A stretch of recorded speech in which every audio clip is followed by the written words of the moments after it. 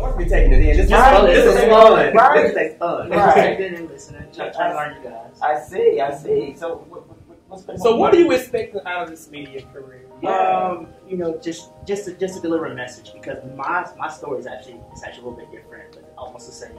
I was married for 6 years to a girl. I have 2 kids. So so I came out about 6 years ago. So with my story, I feel like I'm still developing to be a gay man, because I mean I was straight yes. Papa's birth, what does one mean? That, okay. But soon as you sure. I was, you know, but I actually had, I lived that lifestyle. I was a dad. I was, you know. So that makes you, were you messing with men while you was with her? No, like one thing about me, I told myself I never want to live a lot. Does that make sense? So I, you know, me growing up, I went to Bible college, graduated with Auburn University. So I knew. You got that preaching spirit. So I knew like deep down inside that men supposed to like girls and girls like boys, but deeper, that wasn't you know my. Go ahead.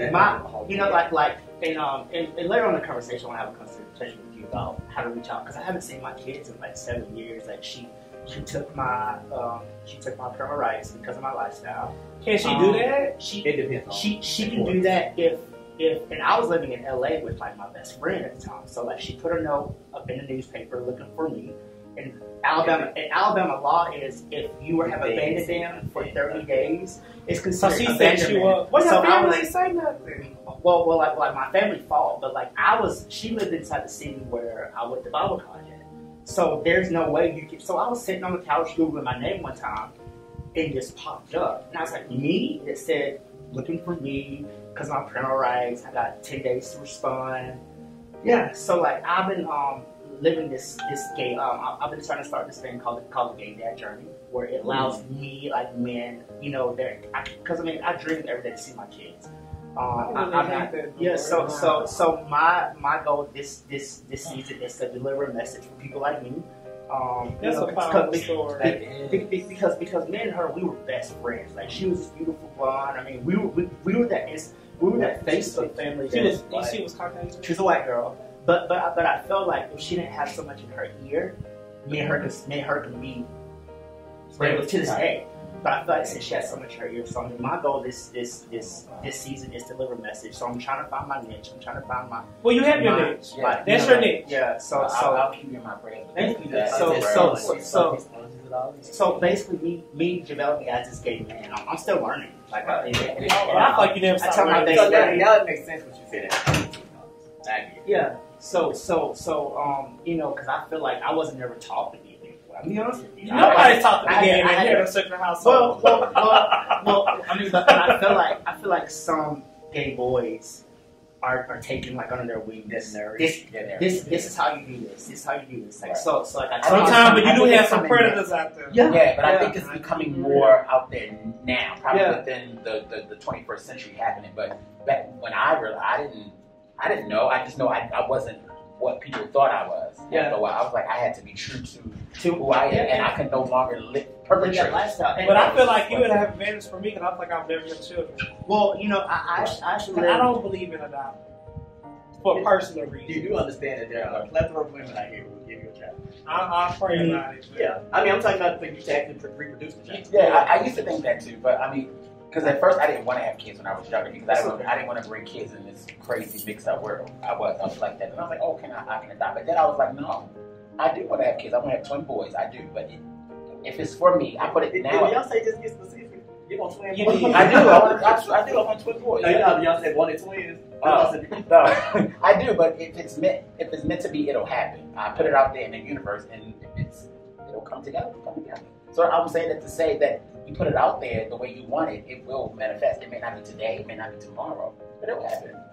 Absolutely. So basically, I mean, I have to make Facebook just to go see my kids on somebody else's page. So basically, again, like this is my goal is to just reach them. I mean, because that she's all they know, but I feel like when they know, because these kids know why. This is what bothers me when women do. you have some strength in it too. It's like when the man you have children with, they don't want you no more, whatever reason. Like that's your reason. Like I respect the fact you didn't mess with me while you was with her. Yeah. That's admirable. A lot of men don't do that. Don't do that, right? So the fact that you was come to her and build up the courage and say, hey, I'm feeling this way, so I need, whatever. And now the fact you're going to have kids growing up saying, I ain't know my daddy. Not because you didn't want to. They're not going to say they didn't know him. They're going to be like, you abandoned. Yeah. Have you looked at a lawyer? Well, I mean, which now I feel like it's out of my hands because I mean, which once they take your parental rights, you mean all your rights are done. I just say go get a consultation from someone. Like it's something out there will take your case. But you can really make that national. Oh yeah.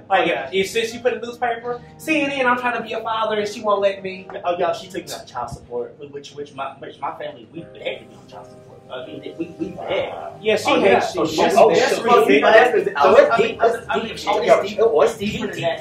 And she took me, and the person who she's dating was our Bible college roommate. He looks nothing like me. He's total opposite. I mean, but he's African American. No, he's a white gentleman.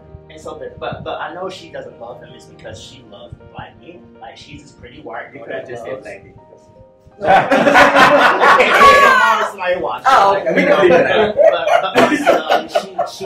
But she sent me a message. Like before this all happened. She said that she really wants to do it because of their well-being, because of insurance. I mean, white people think smart, and so so she did it. I mean, I think she married him because of insurance, because of money. But I mean, we're actually still fighting. We're fighting. It's a hard fight. Actually, perfect for you.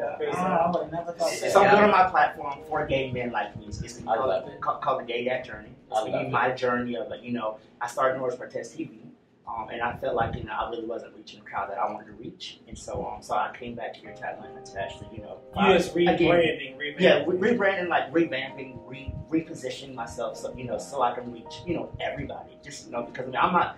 I don't feel like I'm that stereotypical gay at times. Yes. No, he is not stereotypical because of his journey. Oh, because my journey. Because appearance-wise, he's stereotypical. Yeah, that's what I'm saying. That's right. That's why because of my journey, some straight people won't listen to us, a stereotypical gay. I'll be honest with you. They shun us. So, they don't like loud. They don't like loud. Well, they like it for caution. Yeah. But as far as respecting you, they're not going to respect you because they're laughing at you. Yeah. But I respect your journey. I do too. Because I would never know. Stay tuned, guys. That is like really, really powerful. That's like the Oprah Winfrey type story. We are. Wow. We're gonna share it. I mean, it's coming. Like now, I'm using this time right now to share my journey. So I can talk to people just like you who experience, who walk in my shoes. Because if I had all the money in the world, I would pay just to get my kids back. I would give everything I got. Wow. For real. Wow. Everything. So they're 9 and 10. Oh, wow. These are this is when everything starts to come together. Oh my gosh! Like I said, I'm going to continue to get my friends. Can that bother me with a woman takes a child away from their father because of something? And the father wants to be there. Not criminal. I mean, at time I got cars I paid for, a house I paid for. I had everything. She had a dream life. Our wedding was humongous. It was dramatic. Wow. Y'all know how dramatic I am. It was dramatic. She had a fairy tale wedding. I mean, but it's stay tuned, guys. I'm working on my brand now to make it. And for y'all to have been best friends and just we were best friends. Well, exactly. But she's hurt. She probably this could never come to me. But I started this book called like I Ruined Her Life, and it was a story of a gay black man. That's because I ruined her life. I ruined her life. I found a podcast where she wrote about a couple of years ago about me. She had shown me. Was it the read? It was. She was on this podcast, and she she talked about how she felt abandoned, how she felt confused, how she felt. But I praise her because she didn't talk one better. Because these girls can go on and reach your whole mail, but she but at the same time, you have to respect that she's hurt. Yeah, she's hurt. Because, you don't ever think you're going to marry someone, and then now you have, this whole life and vision with this person, and then they come out for you, I'm gay. I understand her. I understand both sides. I can tell you exactly what it is. So, if I give you my heart and I'm a heterosexual woman, and then you come out and you tell me that you want a man, that makes me feel less other woman. And that's a hurtful feeling because she could never give you what a man can give you and vice versa. So in her mind, y'all were best friends. So when you get to marry your best friend, you think that is the pivotal point of your life. And you have that snatched away from you. She may not have shunned you or said that you're bad, but she is very. She's interested. Ultimately, you want to be with your best friend.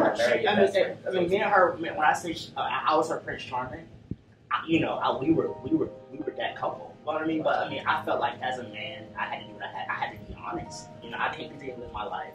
I wore a mask for several years to put this. I did. I put this. So okay, I'm gonna ask this. When did you know that you wanted to be with her? Did you know prior to being with her? I'll be honest. I know you said you didn't date both. I always knew. Okay. I mean, I was because for me, what you see is what you get. This is me 24/7 around my mom, dad, uncle, nephew. This is me. So you were like this when you were This is me. This is me. And so I mean, I felt like as a person, I never ever gave her. I really wasn't. How do you say? No, I mean, I was a jack of all trades. I mean, but it's like I can do everything. You just like you didn't hide anything. I mean, I feel like it wasn't hidden. It's just I wasn't telling the whole. He wasn't chalk, yeah. He wasn't giving. Because this because you grew up in a household with this religion. You know, your cousin can kill 15,000 people. Yeah, 15,000 babies. But if that's you gay, Lord Jesus, bound the spirit out of it. Like it's too much. And that brings a lot of DL men, DL culture, because like you're taught that you're not a man because of this. Yeah. But like I told my dad, I said, Daddy, I said we had a conversation today. I said, look, I moved out your house at 18. Never came back home. I said, you taught me to be a man. I tell you how I live by myself. I support myself. I said, I know how to take care of myself. So I'm not a man because I'm not with a woman. Right. Yeah. I'm still a man. It's interesting. But I take care of myself. The thing about it, something just hit it. I see. You say you know, I know it's not of a fish. I'm like, go fish. If this go. I forgot what my point was for real. So many good points. Yeah, I'm in awe right now with you, Norris. I'm in absolute awe. But please share. That's my story. Push that narrative. There are other men like you that's probably dying. That's why to see this, to hear this. You were saying that's what creates DLP, but it also is what creates heterosexual robots, because society tells men that when you can't be gay, you shouldn't be gay, you shouldn't cry, you shouldn't. So then when the man gets with a woman, he's emotionalist, then they make like, why can't you show me emotion? Because they told you as a man, you can't you can't cry, you can't. So then the minute you do, then you assist. Then that's you being stop acting like a little girl. So girls are on here that can cry. So God gave men tears up for what? Right. Yeah. So I mean, this is it for me. But there's times I don't want to date men because I felt like, well, maybe if I date a girl, like I told my best friend, I want to date a girl, so I'm going to. There is such thing as a pansexual. So you can, they got so many isms out there. There's sites and stuff out there. They're out there. But I feel like it's so hard as a gay man to date a girl because I feel like girls don't want to date. They do. More now than ever before. You're 2021. When I have girls hitting me all the time. I was straight. I could get little to no play. Now that I'm gay, baby. I'm like, man. Because now that see gay insecurity, unfortunately, that's a positive thing. A lot of gay men, majority of them are very successful.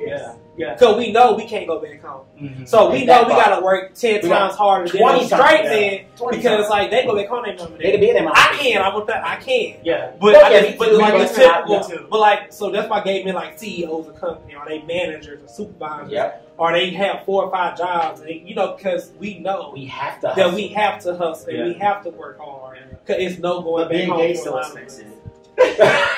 You chose all the last. It is really not. You chose all the last. No. I recant that. It's not expensive to be gay. I'm sorry. It's so expensive. No. You gotta know where to go. The resources. Oh, I know where to go. Okay, because it's not expensive, baby. All you gotta do is buy you one big expensive purse and just steal everything you want. You're good then.